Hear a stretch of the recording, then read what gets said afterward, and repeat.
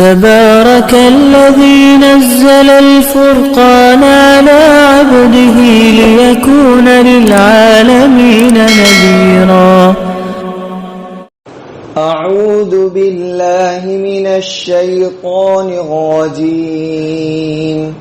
بسم الله الرحمن الرحيم. والضحى والليل إذا سجى ما ودعك ربك وما قلى وللآخرة خير لك من الأولى ولسوف يعطيك ربك فترضى ألم يجدك يتيما فآوى ووجدك ضالا فهدى ووجدك عائلا فأغنى فأما اليتيم فلا تقهر وأما السائل فلا تنهر وأما بنعمة ربك فحدث. صدق الله العظيم.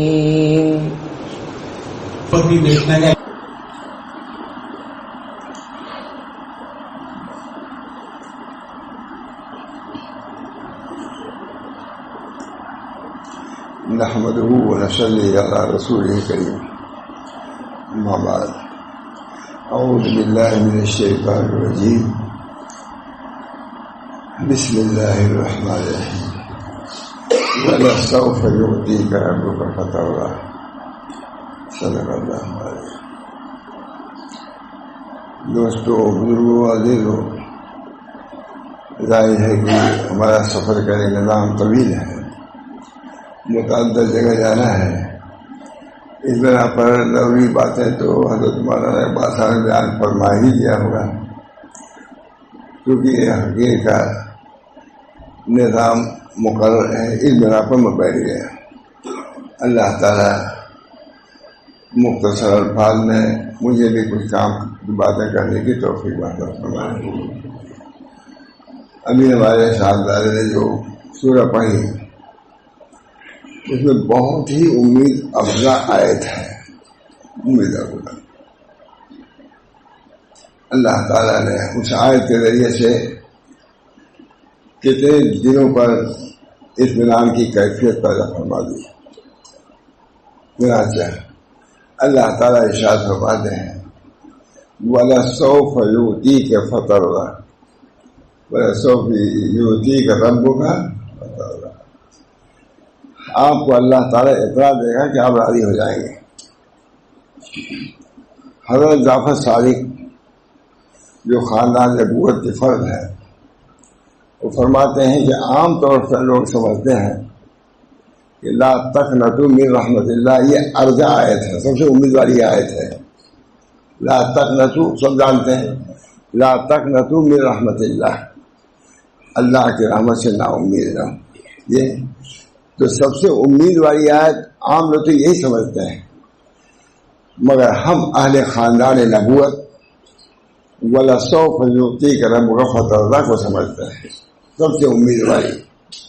کیونکہ حدیث شریف میں آتا ہے کہ نبی اکرم صلی اللہ علیہ وسلم نے ارشاد فرمایا ہے کہ جب تک ہم ہر امتی کو جہنم سے نکال نہیں لیں گے، اس وقت ہم راضی اللہ سے نہیں ہوں گے. ہم کو یہ بات دی گئی ہے کہ جو چاہو کرو مانگو، تو ہم یہی سوال کریں گے کہ یا اللہ ہمارا کوئی امتی جہنم میں نہ رہے. نبی اکرم صلی اللہ علیہ وسلم فرماتے ہیں وَلَسَوْفَ يُؤْتِيكَ رَبُّكَ فَتَرْضَىٰ. اللہ نے آپ کو اتنا دے گا اللہ تعالیٰ کہ آپ راضی ہو جائیں گے. یہ نبی ہمارے ہیں. نبی اکرم صلی اللہ علیہ وسلم سب سے زیادہ محسن ہمارے ہیں. حدیثوں میں آتا ہے کہ نبی اکرم صلی اللہ علیہ وسلم نے مجھے ارشاد فرمایا من اجود جودا، مشکات حدیث، من اجود الجود، سب سے زیادہ بخشش والا کون ہے؟ یہ سوالات بھی کرتے رہتے. امتحان، مولوی لوگ امتحان لے سکتے ہیں لیکن ہمت نہیں کہ امتحان لے کسی کا ہے. نبی اکرم صلی اللہ علیہ وسلم سوال فرماتے رہتے تھے اپنی امت سے. ہم لوگ سے باقاعدہ تحریری امتحان ہوتا تھا، جغرافیہ تاریخ کا نہیں، اصلاح اعمال کا. کتنا تم بڑھے ہو، کتنا کر رہے ہو، غافل تو نہیں ہو گئے ہو، چل رہے ہو نہیں چل رہے، سو تو نہیں گئے ہو. مرشد امتحان لیتا ہے. نبی اکرم صلی اللہ علیہ وسلم برابر امتحان لیتے تھے امت کا کہ امت کدھر جا رہی ہے. اسی طرح ہمارے مشائخ علماء بھی امتحان لیتے ہیں. فرماتے تھے حال لکھو اپنا. ہم لوگ لکھتے تھے کہ حضرت ہم 12 تسبیح پڑھتے ہیں اور تلاوت کر لیتے ہیں، اتنا ذکر کر لیتے ہیں.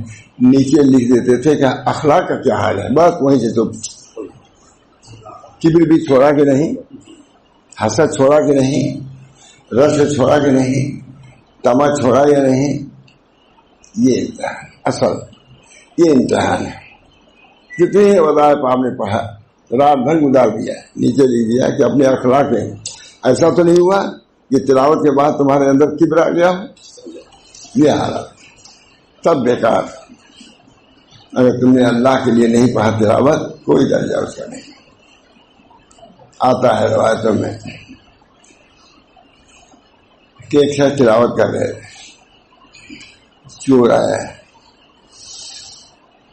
انہوں نے ایک تلاوت زور سے کر دیا. جب نام اعمال میں ان کی آیتوں کا اجر دیا بڑی معتبر کتابوں میں اجر دیا جانے لگا تو اس آیت کا ثواب نہیں تھا.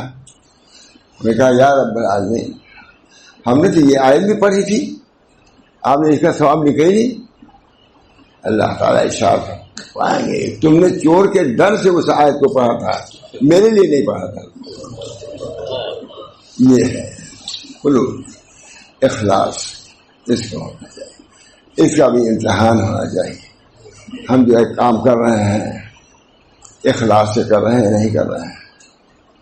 کتنا اچھا حضرت مولانا ابوالحسن مدینی ندوی ماں دے صاحب وغیرہ، ان سے کیا بات کرتے تھے، یہی باتیں کرتے تھے لیکن آگے بڑھاتے تھے. تلاوت رسمی کافی نہیں ہے، تلاوت حقیقی پیدا کیجیے. عقیدے میں اسی پہ تھا، تلاوت قلبی پیدا کرو. رسمی طرح ہے، رسمی کا نام تلاوت نہیں ہے.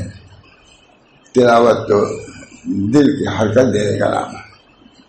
دل میں حرکت کرنا ہو، اللہ سے قرب ہو، اللہ سے قرب. اللہ تعالیٰ نے ہم کو قرآن پاک دیا ہے نغمہ سرمدی سنا کے ہمیں، نغمہ سرمدی سنا کے ہمیں مست و بے خود بنا دیا کس نے. حضرت عائشہ فرماتے ہیں نغمہ قاشری کے بارے میں، نغمہ سرمدی، دیکھیے پڑھنے لکھنے کا سب کا فرق ہوتا ہے. نغمہ سرمدی سنا کے ہمیں مست و بے خود بنا دیا کس نے. حضرت مولانا رحمۃ اللہ علیہ واز کے لیے تشریف لے کے بیٹھے، کچھ کہہ نہیں پا رہے تھے. جو نے کہا حضرت بیان فرمائیے. کہا کیا کروں، سمجھ نہیں آتا. پورا لڑکے نے قرآن پڑھا ہے، اس کا مجھ پہ اتنا اثر ہے کہ میں بول نہیں پا رہا ہوں. یہ حضرت ماتھانی، وہ حضرت حائی صاحب شعر ہے نغمہ سرمدی سنا کے ہم نے مست و بے خود بنا دیا کسی. یہ قرآن ہے. اللہ تعالی ہم سب لوگوں کو قرآن پاک سے شغف تعلق پیدا فرمائے. بہت بڑی بات اللہ ہم سب لوگوں کو قرآن سے لگاؤ پیدا کرے. سب سے زیادہ قرب تلاوت ہی سے ہوتا ہے.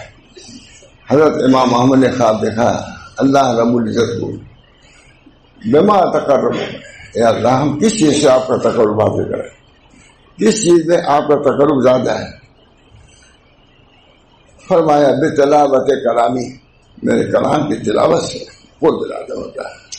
فرمایا بفہمین او بلا فہمی، سمجھ کے یا بلا سمجھے. فرمایا بفہمین او بلا فہمی، جیسے پڑھو. یہ جو کہا جاتا ہے کہ بغیر سمجھے تلاوت کا اعتبار نہیں. خدا کا کلام پڑھ رہا ہے رائے گا جائے گا. یہ معنی مگر سمجھو اچھی بات ہے، بہت بہتر ہے. یہ قرآن پاک کی تلاوت ولو بلا فہمی، اگرچہ بلا فہم کے مفید ہے، یہ بھی ایک بہت بڑی لوگ ایک خلط مت کر رہے ہیں. نہیں، تلاوت کرو، کوشش کرو کہ تلاوت میں کوئی معنی مطلب سمجھ لو، یہ وہ منع نہیں ہے. لیکن اگر صرف کوئی تلاوت کرتا ہے تو انشاءاللہ العزیز کامیاب ہے. تمہارا آئے سے ولا سوف یؤتیک ربک فترضی، آپ کو اللہ تعالیٰ اتنا دے گا کہ آپ راضی ہو جائیں گے. حضرت جعفر صادق فرماتے ہیں کہ عام لوگوں کے نزدیک ارجا آیت، سب سے امید والی آیت کیا ہے؟ لا تقنطوا من رحمت اللہ، اللہ کی رحمت سے نا امید نہ ہو. لیکن ہم اہل خانہ اہل بیت کے نزدیک ارجا آیت یہ ہے کہ نبی اکرم صلی اللہ علیہ وسلم راضی ہی نہیں ہوں گے جب تک کہ دوزخ سے ہر امتی نہ نکال دیا جائے. یہ آیت، یہ عجیب آیت ہے. وَلَسَوْفَ يُؤْتِيكَ رَبُّكَ فَتَرْضَىٰ أَلَمْ يَجِدْكَ يَتِيمًا فَآوَىٰ وَوَجَدَكَ ضَالًّا فَهَدَىٰ وَوَجَدَكَ عَائِلًا فَأَغْنَىٰ فَأَمَّا الْيَتِيمَ فَلَا تَقْهَرْ وَأَمَّا السَّائِلَ فَلَا تَنْهَرْ. سائل کو نہ جھڑ کے آتا ہے روایتوں میں کہ کوئی شخص کوئی چیز بھٹا ہوا لے آئے، نبی اکرم صلی اللہ علیہ وسلم خدمت میں پیش کیا کہ حضرت نوش فرمائیے. جب کھانے لگے ایک سائل آیا، یا رسول اللہ میں بھوکا ہوں. اب دیکھیے گا آئے تھے کتنی میں پڑھا ہے، لیکن واقع پڑھا ہم نے کبھی نہیں. یا رسول اللہ میں بھوکا ہوں، دے دیے. خود بھوکے رہ گئے، دے دیے. جو لائے تھے ان کو بڑا رنج ہوا کہ ہم تو نبی اکرم صلی اللہ علیہ وسلم کے لیے لائے تھے، حضور نے ان کو دے دیا. پھر وہ شخص جو لائے تھے تو اسے جا کر کے کہیں بیچ دیا، میں پھر خرید کر لیا کہ حضور صلی اللہ علیہ وسلم خدمت میں پیش کر دیا. پھر جو حضور صلی اللہ علیہ وسلم نوش فرمانے لگے، پھر وہ آیا ایسا ہے، یا رسول اللہ میں بھوکا ہوں، اس کو دیے. کئی مرتبہ ہوا تو نبی اکرم صلی اللہ علیہ وسلم فرمایا کہ کیسا برا ایک سائل ہے، یہ حضور نے چھیڑ دیا. اللہ کی تعلیم تربیت، نبی کی تربیت ہو رہی ہے، نبی کی تربیت. وَأَمَّا السَّائِلَ فَلَا تَنْهَرْ، ہر ایک پریشان کر دیا تھا اس نے. اس شخص نے پریشان کے مانگتے مانگتے حضور بھوکے ہیں، کھا رہے ہیں. کئی مرتبہ جب ہو گیا تو حضور صلی اللہ علیہ وسلم کے زبان سے نکل کے کیسا ہی بھوک. فرمایا اللہ تعالیٰ تربیت خداوندی، علمنی ربی فاحسن تعلیمی وادبنی ربی فاحسن تعلیمی. اللہ نے مجھ کو تعلیم دیا، اس میں میری تعلیم بہتر ہے، اور اللہ نے مجھے ادب سکھائی، یہ بھی ایک ادب، تو میرا ادب اچھا ہو گیا. نبی اکرم صلی اللہ علیہ وسلم یہ نہیں کہ کسی شیخ کے میں ایک سال میں بس ہو گئی تعلیم. حضور سے بڑھ کے کون تھا؟ پورا قرآن اترا ہوا ہے، تب بھی تعلیم کی ضرورت پڑی کہ نہیں؟ حضور کو تعلیم کی ضرورت پڑی. اب سبت اللہ انجا العامہ وما یدریک لعلہ یزکا اور یذکر فتنفعہ الذکریٰ اما من استغنی. تعلیم ہے کہ نہیں؟ اما من استغنی فانتہ تصدق. جو آپ کے پاس علمنی کہہ کے آ رہا ہے نابینا، اس کی طرف سے اعراض کر رہے ہیں. یہ کفار عرب سرداران، ان کی ہم کو کیا پرواہ ہے؟ اس اندھے کی جو تعلیم کے لیے آتا ہے اس کی قدر زیادہ ہے بڑے نالائقوں کے، لوگ سارے قریش کے. کچھ نہیں ہماری وقت ہے، ان کو جہنم تیار سب کو پھینکوا دیں گے. لیکن یہ نابینا جو ہے، جو علمنی کہتا ہوا آ رہا ہے، اس کی قدر کرو. نبی صلی اللہ علیہ وسلم تعلیم ہوئی کہ نہیں؟ اب ہم لوگ سمجھتے ہیں کوئی پڑھ لیا اب تعلیم کی ضرورت نہیں. ارے عقیدت تعلیم کی ضرورت ہے. جب نبی کو تعلیم کی ضرورت ہے، قرآن نازل ہو رہا تھا، کتنے زبردست لکھا علماء نے کہ اگر اللہ کا کلام نہ ہوتا تو کوئی دوسرے کا ہوتا تو ہدو کر دیتا ہے، کیونکہ اس میں تو پوری ڈاٹ ہے. اب سبت اللہ انجاء العامہ وما یدریک لعلہ یزکا اور یذکر فتنفعہ الذکریٰ اما من استغنی فانتہ تصدق وما علیک الا یزکا. یہ قبول کرے یہ کفار، ہم کو کوئی پرواہ نہیں، جہنم تیار پھینک دیں گے سب کو. لیکن اس نابینا کو آپ کو قدر کرنی ہے، کیونکہ یہ تعلیم کو سیکھنے کے لیے آ رہا ہے. نبی اکرم صلی اللہ علیہ وسلم نے ان کا اتنا ادب کیا، یہ تشریف لائے چادر بچھا دیتے تھے کہ اللہ نے ان کی وجہ سے مجھ پر عطا فرمایا. یہ ہے بہرحال میرے دوستوں بزرگوں، یہ قرآن ہے، جیسے بھی پڑھو مفید ہے، بے سمجھے پڑھو تب بھی مفید، بلا سمجھے تب بھی پڑھو، اگر صرف اس کو دیکھو تب بھی مفید، نہ بھی پڑھو قرآن کھول لو دیکھو کہ خدا کا کلام ہے، ہذا کلام ربی، میرے رب کا کلام ہے۔ دوست اس سے ہم کو تعلق پیدا کرنا ہے، سب سے بڑی نعمت یہی ہے۔ اللہ تعالیٰ نے جس کو قرآن کی دولت دیا وہ پڑھ رہا ہے، کسی درجے پڑھ رہا ہے، بے فہمی پڑھ رہا ہے یا بلا فہمی پڑھ رہا ہے، دل سے لگائے ہوئے ہے۔ ہمارے مالک صاحب کہہ رہے تھے کہ ایک عورت نے ہم کو قرآن شریف دیا، کہا 70 سال سے ہم رکھے ہوئے تھے، حفاظت لے رہے ہو، کیا اس کو ثواب نہیں ملے گا؟ وہ جانتی بھی نہیں کہ اس میں کیا ہے قرآن، تو قرآن سے لگاؤ، بہت بڑی بات ہے۔ الحمدللہ علی احسانی، گجرات میں اس کی طرف توجہ ہے، ہر آدمی آتا ہے اتنے پارے کا حافظ ہے، اتنے پارے کا حافظ، کبھی میں کہہ رہا تھا یہ آپ لوگوں کی سعادت کی بات ہے کہ قرآن کی طرف توجہ، قرآن کی طرف کا توجہ ہونا، اللہ کی طرف توجہ ہونا ہے۔ اللہ سب سے زیادہ آتا ہے حدیثوں میں کہ جیسے کوئی امیر آدمی ہو، اس کے پاس کوئی گانے والی عورت ہو، اب تک کیا کیا چل رہا ہے، مغنیہ اس کو کہتے ہیں، اور وہ گاتی ہو، تو جتنا وہ امیر اس مغنیہ کی طرف توجہ کرتا ہے گانے کی طرف، اس سے کہیں زیادہ اللہ تعالیٰ تلاوت کرنے والے کی طرف توجہ کرتے ہیں۔ اس وقت تلاوت کرنے میں استحضار، مجھے بہت خوشی ہوئی، تھوڑی پہلے اٹھا دیا ایک آدمی تلاوت کر رہے تھے ہمارے، بہت خوشی ہوئی۔ تلاوت کا شرف رکھو، تھوڑے ہی سے صحیح، ہم سب اخیر میں حضرت ہمارے تلاوت ہی پر زور دیتے تھے، تمام علماء بیٹھے رہتے تھے، چاہے وہاں عالمیہ ہو، چاہے یہ سب ہو، چاہے اپنے مائی دری آبادی ہو، یہی لوگ رہتے تھے۔ اس وقت مخاطب یہ حضرات کے اخیر میں سوا تلاوت، ماں عبد الماجد دری آبادی جو قرآن کی تفسیر بھی لکھی ہے، خود انہوں نے لکھا صدق میں جا کر کے میں قرآن شریف کی تفسیر لکھنے والا، لیکن مجھ کو بھی تلاوتی کی طرف رجوع کیا۔ اللہ تعالی ہم سب لوگوں کو اس لوگ وہ ہے نہیں جو وہی دی اس کی تلاوت کیجیے، یہاں معنی مطلب نہیں کچھ پڑا ہے، کچھ لو تلاوت کرو، تلاوت کرو، تحفظ لالفاظہ، اس کے الفاظ کے تحفظ کے لیے تلاوت کرو، تحفظ لالفاظہ، اس کے الفاظ کی تلاوت اس کے حفاظت کے لیے، وہ استکشافا لمعانی، اس کے معانی کے استکشاف کے لیے، تقربا اللہ، تلاوت کیے تقربا اللہ کے تقرب کے لیے تلاوت کرو، سب سے پہلی بات یہ ہے، اور دوسری یہ ہے کہ اس معانی کو سمجھنے کے لیے کرو اللہ کے، تو اسے استکشافا لمعانی، اس کے معنی میں بار بار تلاوت کرو گے تو معنی کا استکشاف ہوگا۔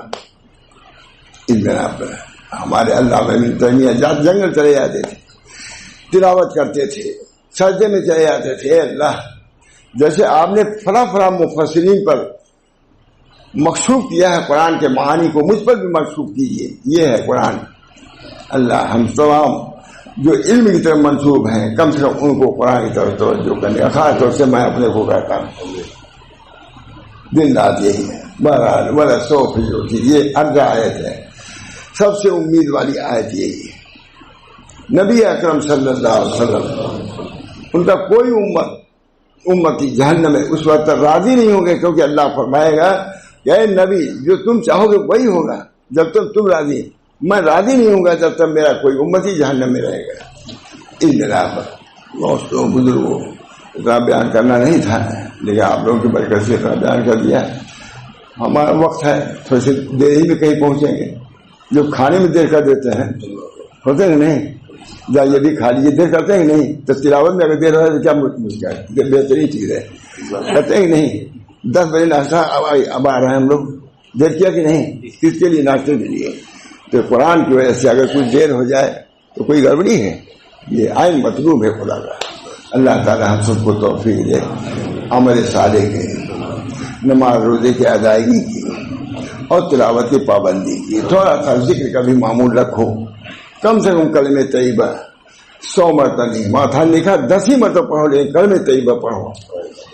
افضل ذکر کون ہے؟ کلمہ طیبہ، لا الہ، کوئی معبود نہیں سوائے اللہ کے۔ کوئی مقصود نہیں سوا اللہ کی. 10 مرتبہ کہو، دل میں ایمان آ جائے گا. توحید راسخ. جددوا ایمانکم بکلمۃ لا الہ الا اللہ. اپنے کلمے کی تجدید کیا کرو، کلمہ طیبہ سے. اللہ ہم سب کو توفیق دے. وآخر دعوانا. آج یہ سفر ظاہر ہے کہ ہوا ہے، اس میں سے ایک مولانا کی بیماری بھی ہے، دعا بھی کرتے تھے، آ بھی گئے. اللہ تعالیٰ مولانا کو شفا دے.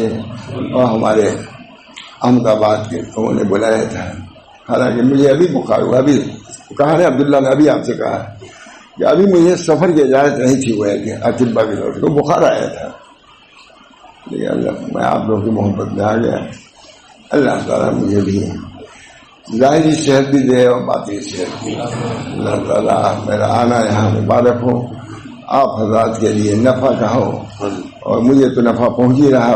کھلا رہے ہیں، پلا رہے ہیں، لے جا رہے ہیں. مجھ کو نفع تو ظاہری ہے یہ. اللہ آپ لوگوں کو بھی آخرت میں نفع دے. دعا کیجیے اللہ تعالیٰ سے اللہ تعالیٰ مولانا کو شفا دے. اور جن حضرات بلایا، الفضل والوں نے بلایا تھا، اور جو حضرات بھی اس میں شریک ہیں، سب کو اللہ جزائے خیر دے. اس حقیر کو بھی ظاہری و باطنی صحت، ظاہری و باطنی قوت سے مالا مال فرمائے. ہم کو، ہمارے بچوں کو بھی یہ کام اللہ لیتا رہے. ہمارے شاہ رسول اللہ صاحب کو یہ کام ہے، اس کے ہم لوگ وارث ہیں. اللہ ہم کو اس وراثت کے حق ادا کرنے کی توفیق دے. ربنا تقبل منا انک انت السمیع العلیم. اللهم انی اسألک الصحة والعفة والامانة وحسن الخلق ورضا بالقدر. اللہ ظاہری صحت بھی ہم چاہتے ہیں اور باطنی صحت بھی. ظاہری غنا بھی چاہتے ہیں اور باطنی بھی. تمام شرور فتن سے حفاظت چاہتے ہیں. تمام ظاہری اور باطنی فطروں سے اللہ ہم سب کو پناہ میں رکھے، دین پر قائم دائم رکھے. ہم کو، ہمارے بچوں کو بھی نسل بانٹنے سے دین پر ثابت کر رہے ہیں. یا اللہ اس کی توفیق دے. نبی اکرم صلی اللہ علیہ وسلم میں تمام صحابہ کرام اور یہ اعظام کے طفیل میں اللہ تعالیٰ ان تمام نعمتوں سے ہم کو مشرف فرمائے. ربنا تقبل منا انک انت السمیع العلیم برحمتک یا ارحم الراحمین.